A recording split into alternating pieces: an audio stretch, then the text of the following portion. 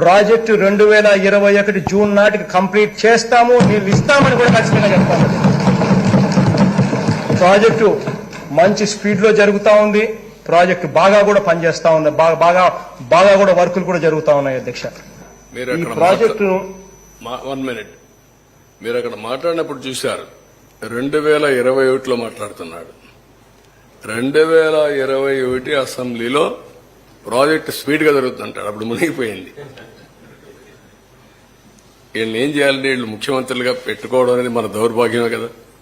ఇదే అతను మాట్లాడే మాటలు. నెక్స్ట్ ఖరీఫ్ 2022 నాటికి నీళ్లు ఇచ్చే పరిస్థితి తీసుకొని వస్తానని కూడా ఖచ్చితంగా కూడా చెప్తా ఉన్నాను అధ్యక్ష.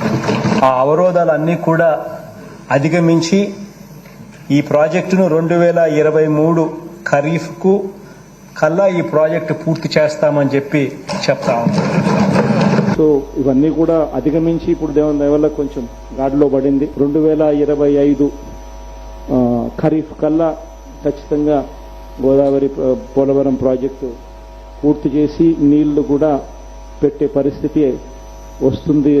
జూలై ఆగస్టులో ఆ వరద 2025 జూలై ఆగస్టులో 41.15 మీటర్లలో నీళ్లు పెట్టే పరిస్థితి కూడా ఏది ఈ పోలవరం ప్రాజెక్ట్ అనేది వెరీ వెరీ కాంప్లికేటెడ్.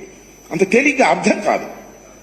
ఏంటి అంత అర్థం కాదని గట్టిగా చెబుతున్నానంటే నాకు అర్థం కాలేదు కాబట్టి. నేను అనేక సార్లు విజిట్ చేసి స్టడీ చేసి అనేక మంది అడ్వైజర్తో మాట్లాడిన తర్వాత నేను నిర్ణయం తీసుకున్నా, ఇది ఇప్పుడు పూర్తయ్యేది కాదు అని చెప్పిన మొదటి వ్యక్తిని నేను. విన్నారు కదా ఎంత హాస్యం అయిపోయిందో. ఓకే, ఒక సెకండ్ వన్ మైక్. 1770 కోట్లు మాత్రమే మిగిలే.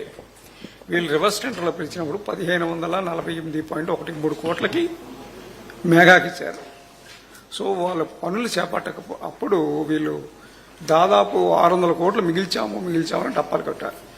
ఇప్పుడు ఈ కొట్టుకుపోవడం వల్ల 20,000 కోట్ల నష్టం ఏర్పడింది. దీనికి బాధ్యత ఎవరు ఇస్తారు? మీరే ఫిక్స్ చేయాలి. అంటే నేను అడిగేది సీరియస్ గా అడుగుతున్నా.